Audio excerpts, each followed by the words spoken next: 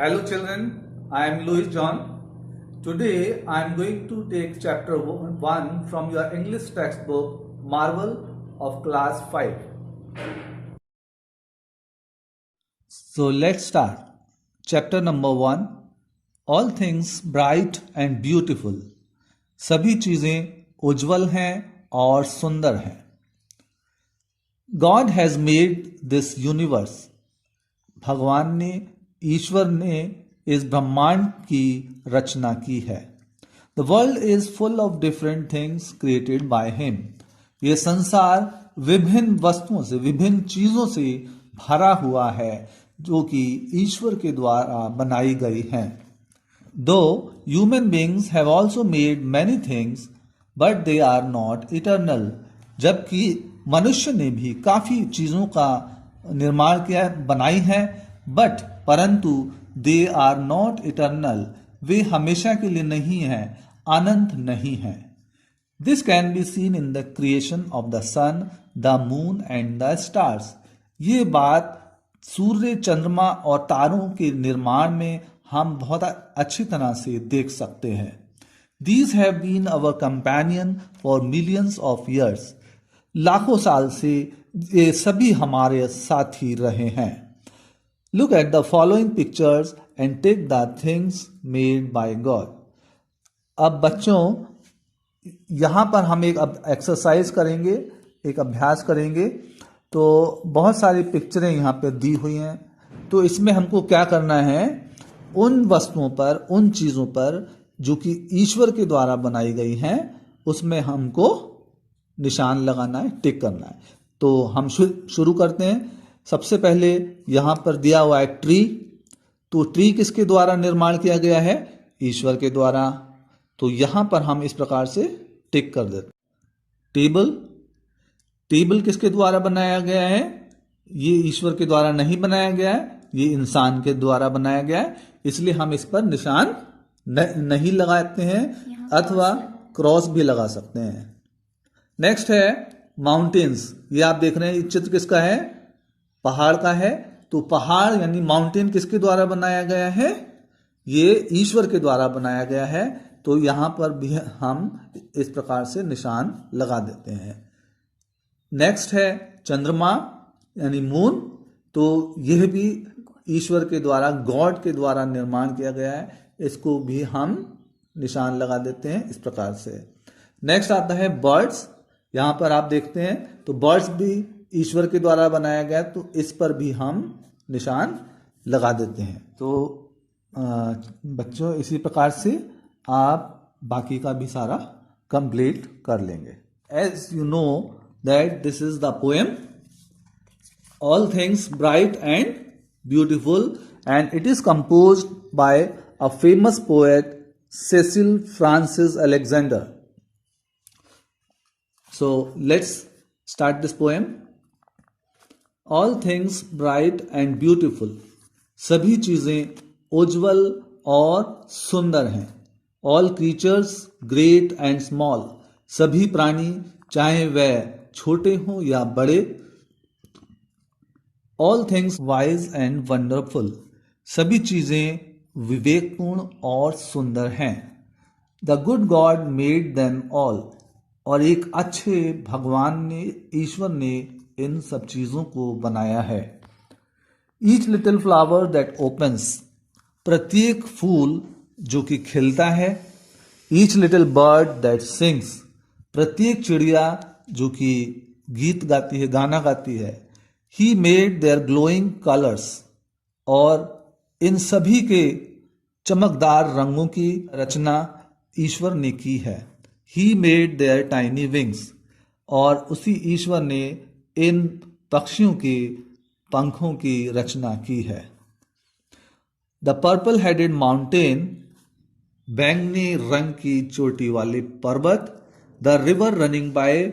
और बहती हुई नदियां. इन सभी का निर्माण ईश्वर ने किया है.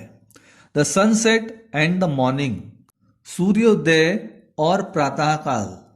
That brightens up the sky. जो कि आकाश को उज्जवल बना देता है. The cold wind in the winter. शीतकाल की जाड़े के समय की ठंडी हवा, द प्लीजेंट समर सन, और गर्मी का सुहावना सूर्य, the ripe fruits in the garden, और बाग में पके हुए फल, ही मेड देम एवरीवन, इन सभी चीजों की रचना ईश्वर ने की है। He gave us eyes to see them, ईश्वर ने हमें आंखें दी हैं ताकि हम देख सकें, and lips that we might tell, और हमें होठ दिए हैं ताकि हम इन रचनाओं को बता सकें। How great is God almighty, और ईश्वर कितना सर्वशक्तिमान है। Who has made all things well, उसने सभी चीजों को बहुत ही भली प्रकार से बनाया है। So, children, let's have look on the word meanings. There are few hard words that you can see here. Creatures. Creatures means living things such as men, animals, etc. Glowing means shining, चमकदार. Tiny means small, means छोटा. And then other than this, children, I have already told you the meanings of different words when I was going through. Here we have some exercises. Tick the correct option.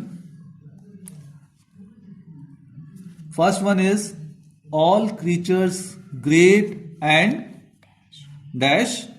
Here few options are given. A bad, B low, option C small. Option C is small.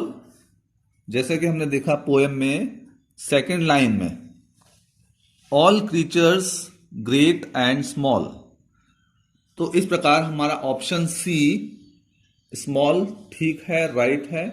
Then we will tick right over here. Next है number 2, the cold wind blows in dash. तो we will see in paragraph 3rd 5th line, the cold wind in the winter. इस प्रकार number 2 में option B winter हमारा सही है, तो यहां पर हम राइट का टिक कर देते हैं. 3rd वाला है next, what looks purple headed. तो कौन सी ऐसी वस्तु है, कौन सी ऐसी चीज हमने पोएम में पढ़ी है जिसका कि ऊपर का हिस्सा यानी कि टॉप वाला पोर्शन जो है पर्पल हेडेड यानी कि बैंगनी रंग का दिखाई देता है. तो यहाँ पे हमने जो पोएम पढ़ी थी, तो 3rd पैराग्राफ में जो फर्स्ट लाइन है, द पर्पल हेडेड माउंटेन, यानी कि जो पहाड़ की जो चोटी है वो कैसी दिखाई देती है, बैंगनी रंग की. तो हम इस प्रकार देखते हैं कि ऑप्शन सी जो है हमारा माउंटेन, ये हमारा सही ऑप्शन है, इस पर हम टिक कर देते हैं. Now next number 4, the summer sun is dash. Number 4, the summer sun is dash. तो इसको हम पोएम में देखते हैं. 3rd पैराग्राफ में 6th लाइन है, द प्लेजेंट समर सन, यानी कि जो हमारा ग्रीष्म काल का सूरज है वो कैसा है, सुहावना होता है. तो यहां पर ऑप्शन दिए हुए हैं, option A warm, option B pleasant, option C angry. तो इस प्रकार से हमारा ऑप्शन बी प्लेजेंट ये सही है, इस पर हम टिक कर देते हैं. नाउ नेक्स्ट आता है the little bird dash. Next है number 5, the little bird dash. तो इसे हम पोएम में देखते हैं. 2nd पैराग्राफ में 2nd लाइन है, each little bird that sings. तो इस प्रकार से हम ऑप्शन में देखते हैं, option A opens, option B sings, option C falls. तो हमारा करेक्ट ऑप्शन है ऑप्शन बी, तो यहां पर हम निशान लगा देते हैं. इस प्रकार से हमारा एक्सरसाइज ए कंप्लीट हो गई है. So we will move on to next exercise, exercise B. Write T for true and F for false statements. यहाँ पर हमको जो सही सेंटेंस है उनके सामने T लिखना है, और जो सेंटेंसेस गलत हैं, जो वाक्य गलत हैं, उनके आगे हमको F लिखना है। यहाँ पर जो है ब्लैंक स्क्वायर्स दिए हुए हैं, इस पर हमको T और F यहाँ पर लिखना है। तो सबसे पहले नंबर 1 हम देखते हैं।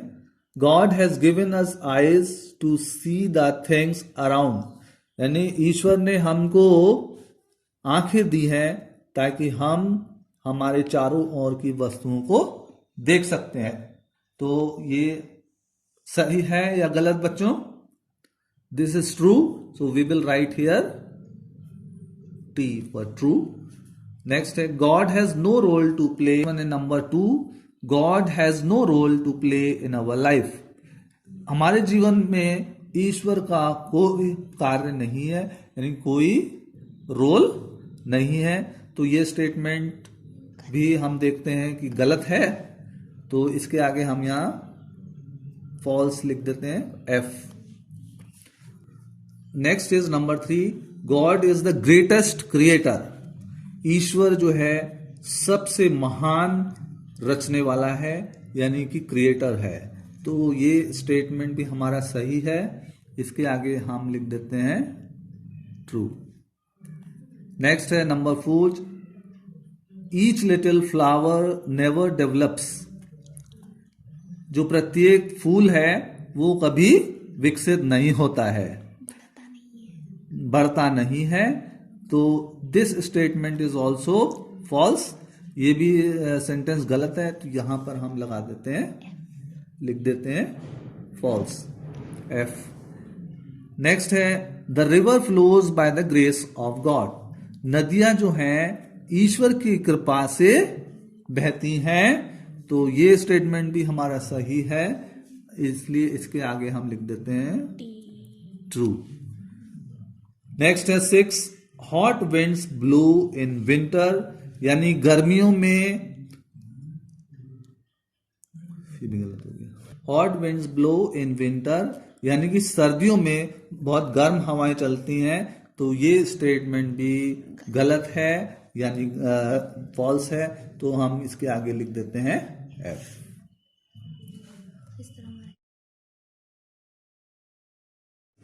Exercise C, answer the following questions.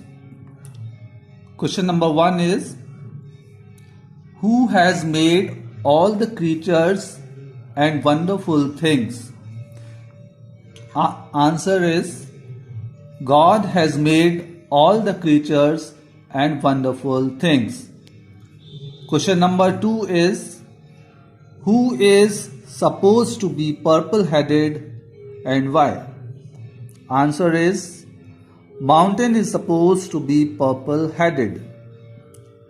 Question number 3, name those creatures that have glowing colors and tiny wings. Answer is butterfly has glowing colors and tiny wings. Question number 4, find the rhyming words of the following words: beautiful, sings, by, sun and tell. Answer is the rhyming words are wonderful, wings, sky, one and well. Next is question number 5. Who is referred as he in the poem? Answer is God is referred as he in the poem. Next question number 6. What did God give us to see? Answer is God gave us eyes to see. So that's all. Chapter is closed. So जैसा आपने देखा, we have completed this chapter today, and for your homework, whatever exercises we have completed today, so what you will do, you will go through those exercises and learn them by heart.